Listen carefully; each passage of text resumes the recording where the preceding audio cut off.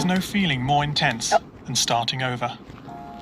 If you've broken your Scratch project moments after you've shared it, as I have, or you spent hours working on a project only to notice too late that one of your sprites has unexplainably gone missing. If you've made use of that difficult-to-name thing of thing block within the sensing category, amazingly useful but capable, due to a Scratch bug, of leaving you crying as it dumps all your scripts in one big unordered heap. If you've made real progress coding a game over the course of the week, only to come back the next day to discover you weren't even logged in, nothing has been saving. Starting over is harder than starting up. If you're not ready for that, like if you've already had a bad day at school, then what you're about to go through may be too much. Feel free to go away and come back. I'll be here. All right. Thanks for coming with me on this trip. I'll understand if you need to take a break at any point. Just find a safe place to stop and remember to pause the game by pressing P. On Scratch, you can find loads of remixed or reimagined recreations of existing games. And with good reason. George Bernard Shaw said, "Imitation is not just the sincerest form of flattery, it's the sincerest form of learning."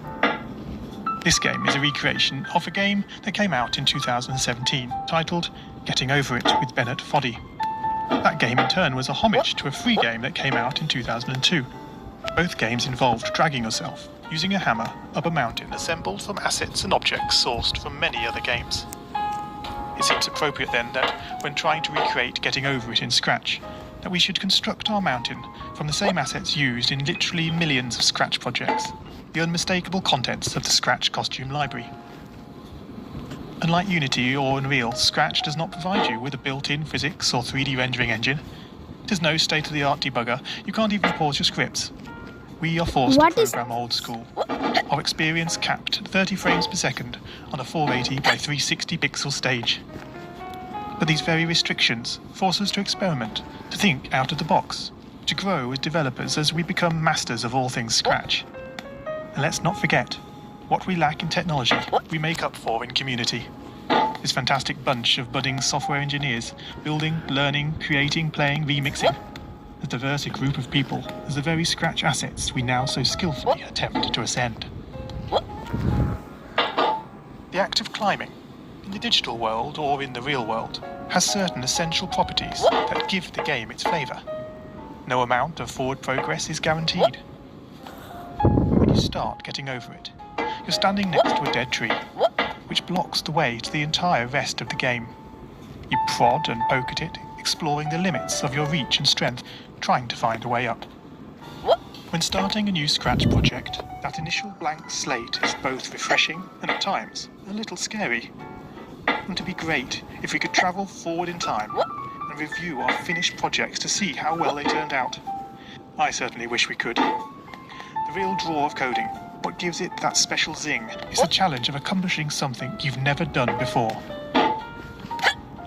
At this point, you don't want to fall into the trap of rushing into creating loads of content, designing all the levels, the player costumes, all the easier stuff that can be perfected later.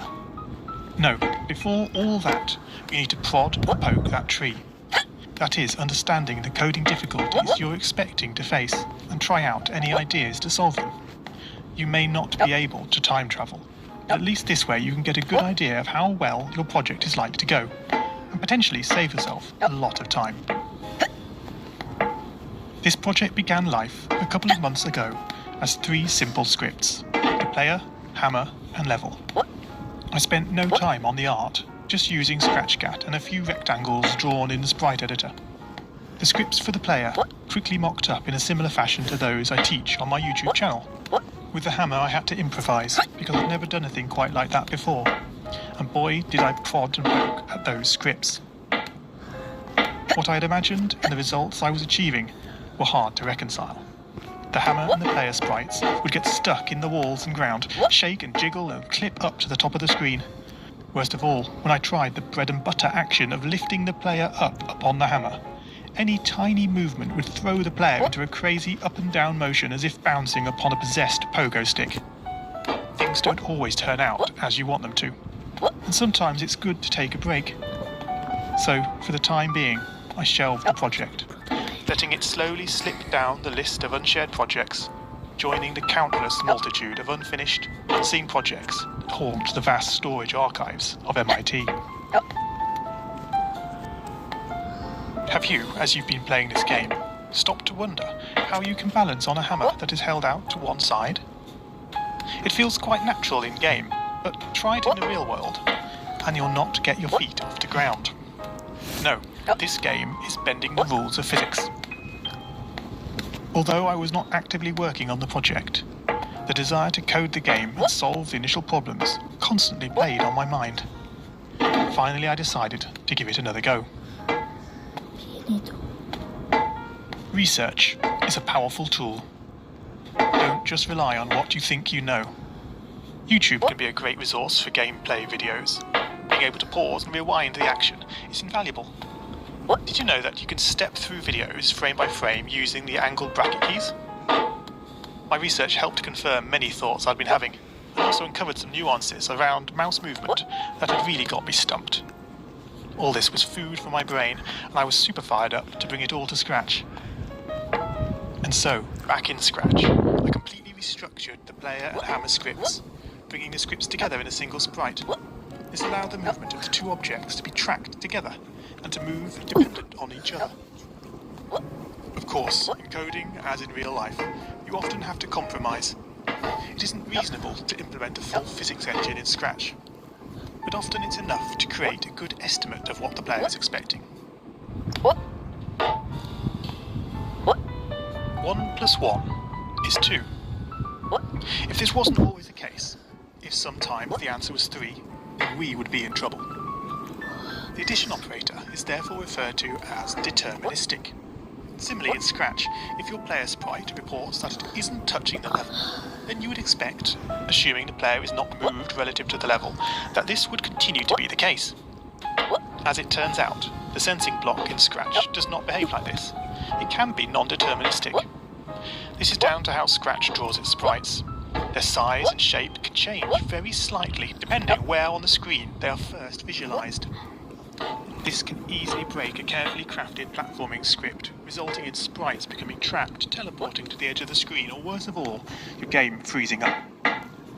One solution I'm fond of using is to create a short fix-up script that, on detecting an unexpected collision, moves the sprite this way and that in an ordered pattern until it finds a spot close by where the sprite no longer reports as touching the level. This is an important feature in this game. It should go completely unnoticed to the player, but without it the game can go horribly wrong. And now the final climb. I'm sorry to say goodbye, but thanks for playing my game, for giving me the time. Up the tree you go, your struggles end in sight. Up past the star you go, as you drift into the night.